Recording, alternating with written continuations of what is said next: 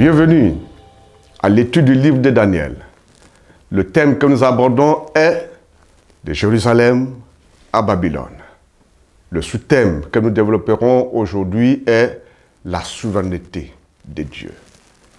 Le verset à mémoriser, Dieu accorda à ces 4 jeunes gens de la science, de l'intelligence, dans toutes les lettres et de la sagesse. Et Daniel expliquait toutes les visions et tous les songes. Daniel chapitre 1, le verset 17. Entrons dans le vif du sujet.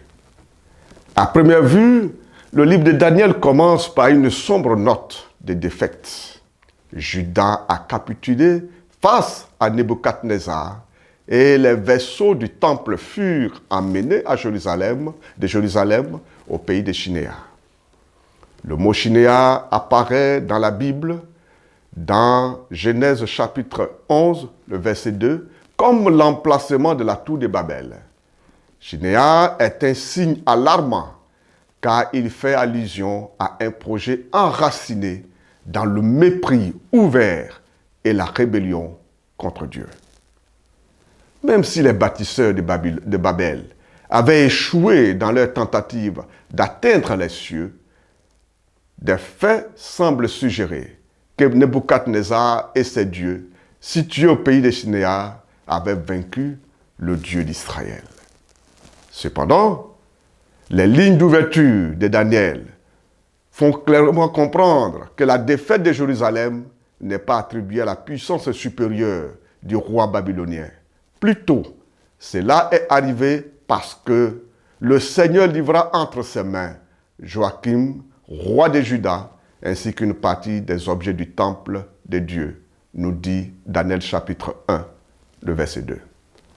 Plutôt, Dieu avait annoncé que si son peuple l'oublie et brise son alliance, il l'enverrait en captivité dans un pays étranger.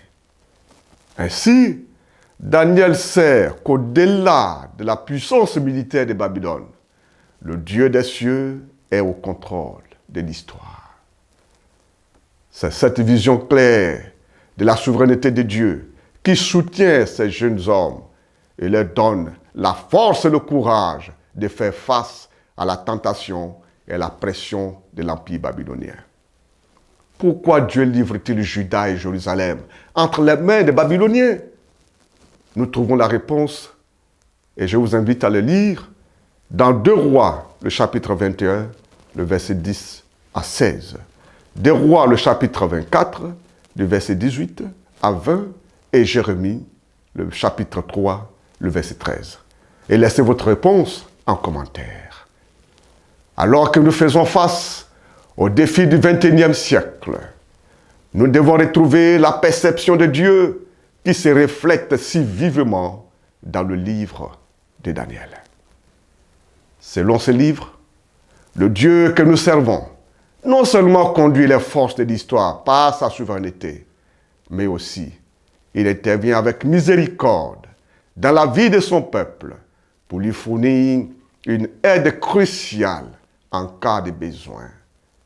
Et comme nous le verrons plus tard, ce que Dieu a fait pour les captifs hébreux, il le fera pour son peuple à la fin des temps, indépendamment de ces diverses attaques contre sa foi. Je vous soumets 2 réflexions.